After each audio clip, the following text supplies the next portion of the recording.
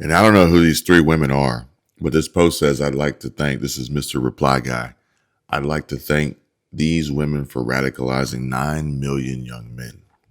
If any of you know who these women are, please drop a comment down below and help inform your boy.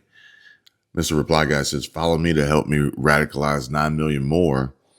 And Zach says, and this gets a reply that says, massive leftist fumble. I don't think the left realizes how far right young men are, and is what they really failed to grasp is that they're responsible for it. They'll blame people like Cobra Tate, but it's them and their rhetoric. Leftist terms like mansplaining, manspreading, toxic masculinity, believe all women, the force is female, and other anti-male terms had the predictable result of alienating men, especially young ones that have been force-fed that bullshit their entire lives. They've turned to the only outlets that haven't demonized them just for being born. So congrats, progressives.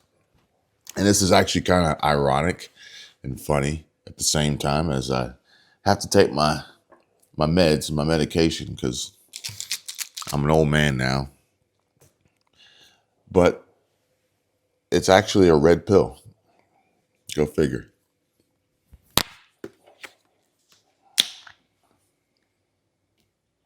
And not only are logically sound, real men running away from the left, but so are women. And apparently these three or two are trying to run away, but this third one is really, really fast. She's fast, this one says.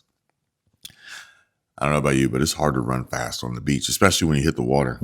We've got some alarming poll results, survey results. Yeah, I mean, my goodness gracious, this is a huge decline. Americans who drink alcohol, we are looking at the lowest level since the 1930s. What are we talking about? Just 54% on occasion Americans say that they drink alcohol. That's down from 4 points last year. That's down from 62% in 2023. And it is way down from the record high the last year that happened, when it was 71% back in 1978. This record low is being driven by younger folks and Republicans as well, as they increasingly view the idea of drinking as an unhealthy habit.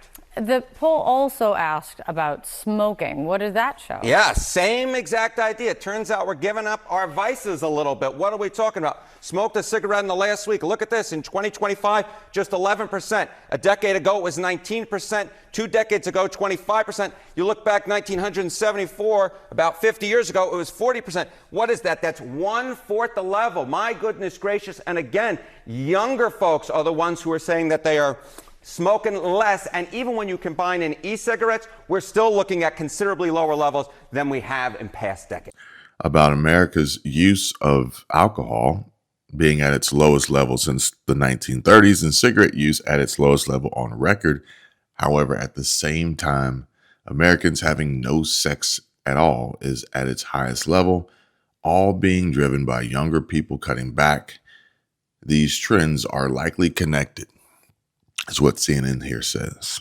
People watching are also going to see this tab. And you're saying that people are giving up vices, and you think sex is a vice? I'm not saying that sex is a vice. According to some people, perhaps it's a vice. It is not a vice according to the Harry Enton school of thought. But bow chickie wow wow going down. What are we talking about? No sex at all in the last year as Kate's off on the side laughing it up. I don't know what I'm doing. I'm not laughing. She's doing something. Sure. She's not even sure. I'm blushing under all of this makeup. She's blushing. There we go. In the 1990s, among all adults, no sex at all in the last year was 18%. In 2024, look at that. No sex at all. Up again 10 points. Look at here. Those 18 to 21, look at that. 24% in the 1990s. It's the younger folks who are getting up sex. Look at that percentage. Doubled no sex in the last year. Maybe they do need a little bit of alcohol. Maybe those two are related. I have so many things. So many things I could say, and I'm going to keep my job today. Jessica. Speaking of likely connected, this post here says they are the same. And we see Tim Walz here embarrassing himself. A total humiliation next to the Minnesota Vikings' new idea of cheerleaders. Trying to do to their professional NFL team, what the WNBA has done from the start, making it so that no one wants to go and watch that shit. Male Minnesota Vikings cheerleader Blaze Sheik and Louis Kahn hit back at critics of their presence on the cheer squad. Vikings male cheerleaders taunt critics in social media posts. Did someone say our name? Why would the Vikings be willing to lose $36 million just to have Blaze Sheik join their cheer squad? No one seems to realize they've gained something far more valuable than money. When the Vikings announced that 2 male members would be joining their cheerleading team, the news sparked strong reactions from some fans. Some even went so far as to say they'd return their tickets, believing the team was breaking the tradition of cheerleading. In reality, the Vikings' decision to bring Blaze on board wasn't about grabbing attention or chasing profit, but about fostering greater inclusivity within the team. First among this year's NFL teams, roughly 1/3 already have male cheerleaders. They bring unique strengths in crowd engagement, stunts, and power moves. Blaze's addition not only diversifies performance styles, but also raises the overall professional standard of the squad, giving fans an even more dynamic cheering experience at games. Second, every member of the Vikings cheer program has an impressive dance background and has gone through the same rigorous selection process. This means Blaze's spot on the team isn't a special case or a publicity stunt, but a role he earned through his own merit. So will you be watching Blaze perform?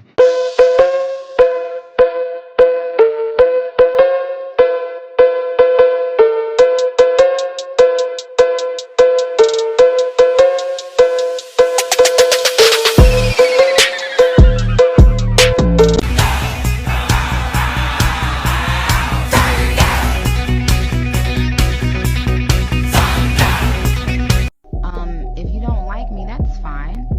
But, you know. You should go back and watch that video and follow that account. That is Blaze. He is one of 2 male cheerleaders on the Vikings. And I am just perusing TikTok and I'm not surprised, but I am just so over the culture that men are perpetuating in the United States in the year 2025. This whole idea that somehow that's weird or unmanly or whatever is just, it makes it so clear that these people do not have any idea what they're talking about. Like they see something and they go, that's wrong. And then they become infuriated and start doing wild things and threatening violence and all kinds of other shit because they're so triggered over this. And the reality is that makes no sense. It doesn't make any sense because there are, I think, a dozen other teams in the NFL that have male cheerleaders. So you clearly didn't have a problem with it up until now. Suddenly someone told you to be mad about it, and so you're mad because you don't have a mind of your own. Second thing, 4 of our presidents, 4 of them, which as we know have been all male, were cheerleaders. They were cheerleaders in college. Yeah. Mm-hmm. And then, on top of that, cheerleading was a male sport. In fact, like organized cheerleading started around like the 1860s and it was male. It was always male. No women, right? Women did not start cheerleading until the 1920s. And in college, all of the teams have male cheerleaders, and in fact I think it's Texas A&M that has their whole squad, and I might get that wrong, but if I do I'll correct it in the comments. Their whole squad is men. It's all men. So this being triggered and upset and all of this over this is just evidence that you all only get mad about things. You act like this is so important to you, but you only get mad about things that you're told to get mad about, because this existed before you got mad and you didn't have a problem with it. You were living your life, nothing happening, because guess what? Nothing is happening to you. If you are a man and you watch football, I mean, you might glance at the cheerleaders. If you go to the game, you might watch the halftime show, but you aren't into football because of the cheerleaders. So why that would matter to you makes no sense whatsoever. None. And this is just points to the fact that this is what, when people talk about toxic masculinity, and and the harm that comes from patriarchy and trust. There's a lot of harm that comes from patriarchy. But one of those things is that if something begins as male, or it begins as a neutral thing in society, as soon as women start to become involved with it, it now becomes a negative thing. And this is true of language. This is true of work. It used to be that all teachers were male. It was a respected profession. And if you lived as long as I have, you would know that. Like, teachers were thought of as professionals, and people respected them and listened to them. And now they treat teachers terribly. And why? Because most of them are women. Most teachers are women. And so you have this constant need to fuel this anger that comes from fear, and also from buying into ideas that are just wholly untrue. And then you behave like animals. You threaten people. It's disturbing, but it's also just so tired. We're so tired of your BS. Like, I don't want to hear it anymore. Like, you didn't have a problem with it. Nobody raised a fuss. Now it's a big problem. And I will tell you why I think it's a big problem. And I saw this in a comment. This guy said, well, yes, but they're dancing in a feminine way. And I thought, okay, so you're fine with male cheerleaders as long as they're doing something that looks manly, like throwing women in the air, right? The other people on their squad. But you're not fine with it if they're performing in a way that you see as feminine, which, bottom line, I think you should take some time and think about why that bothers you so much. Because it shouldn't bother you if you're not attracted to men. Have a good day. Speaking of, Eric Swalwell throws his hat on the ground. I threw it on the ground. In a grocery store after recording prices of random items. All right, I'm back at the store. I know I was a little harsh last week about the low prices that were not so low, but I figured I'm going to give the House Republicans the benefit of the doubt on their big, beautiful bill, and I bet the prices have dropped now. Nice little package of tomatoes. Can't wait to throw some of these down. Oh yes, love pistachios. What? Okay, time for cheese. Got some Parmesan. Excuse me? Let me try this little guy. What? Alright, these must be affordable. They can literally fit in the size of my hand. What? Okay, a lot of little kids in the house need some paper towels. Oh my god. Where's the beef? Alright, this looks good.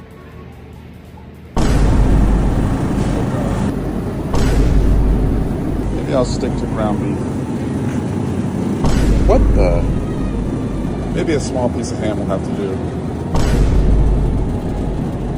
Just gonna stick to some hot dogs.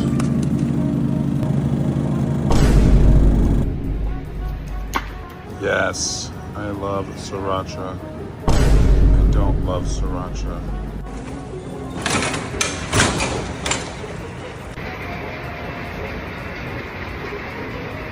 I had another post of somebody talking about grocery prices yesterday. I need to share that with you. I also need to share with you this one here. This one's actually kind of funny. Not Jerome Powell, seen here on what looks to be a thumbnail for a video. Man, 8 billion people at once. I guess only he can accomplish such a feat, such a task. But we do have some amazing accomplishments and feats and tasks happening. Breaking: Ukrainian President Vladimir Zelensky has arrived in D.C., is now en route to the president's guest house. Big day. President Trump will achieve peace one way or another. President Trump, Donald J. Trump, posted, big day at the White House tomorrow. Never had so many European leaders at one time. My great honor to host them. President DJT. And Steve Witkoff says, we were on the phone with President Zelensky moments after the Alaska summit ended. It was absolutely acknowledged as a win. And we were on the phone with President Zelensky moments after the Alaska summit ended. And I can tell you that I spoke to him personally, gave him my view. The president obviously was making the presentation, and everybody recognized on that telephone call, and there were various European leaders, how much progress we had made in demonstrating that the Russian Federation was going to make significant accommodations well beyond what we thought before that summit started. So it was absolutely acknowledged as a win. Now, that being said, there are details. That's what happens in a negotiation. You try to move one side towards the middle, then you try to move the other side towards the middle. The president achieved that, certainly in my view and in the view of many others as well, but I was sitting right there. The president achieved that beyond what everyone's expectations were. And now we're immediately moving to a meeting with the Ukrainians, with the Europeans, and hopefully we can narrow the issues down even further and get ourselves well along the way towards the codification of a peace deal. Stay tuned, folks. We have a whole lot more happening, a whole lot more to discuss, and a whole lot more money savings opportunities for those who want to call our friends over at Chapter and find out the great news that they could share with you. Anyone on Medicare, soon to be, if you know anyone, open and annual enrollments are coming up soon. Don't miss out. Don't delay. Don't waste time. Don't waste money. And if you are interested in saving money, specifically on your Medicare, then make sure you give our friends at Chapter a call. And I want you guys to really, really pay attention here, because it's come to my attention that most seniors are not on the best Medicare plan. They're either overpaying for the same coverage they could get elsewhere, or they don't have the coverage they need in an emergency. Chapter can review your options in under 20 minutes. It's fast, it's simple, it's easy, and it's free. If you're already on the best possible plan, they'll tell you they're unbiased and they're purely here to help folks, seniors, save money on healthcare, on average $1,100. And if you're not on the right plan, they'll help you switch, even if it's to a plan that pays them nothing. Again, unbiased, folks. This is unique and unlike any other Medicare provider out there. And this is exactly why we love Chapter so much, because they're literally just trying to help people. Chapter works for you, not big insurance or the government. And there's no pressure, just honest, free advice from professionals who know Medicare inside and out. And as always, links down below in the description for additional information, and links to my platinum coaching for anyone and everyone who wants to grow their YouTube channels and build businesses, as well as our Stay Free community for money savings and passive income ideas and tips. Thank you guys for watching. I look forward to seeing you guys later on today.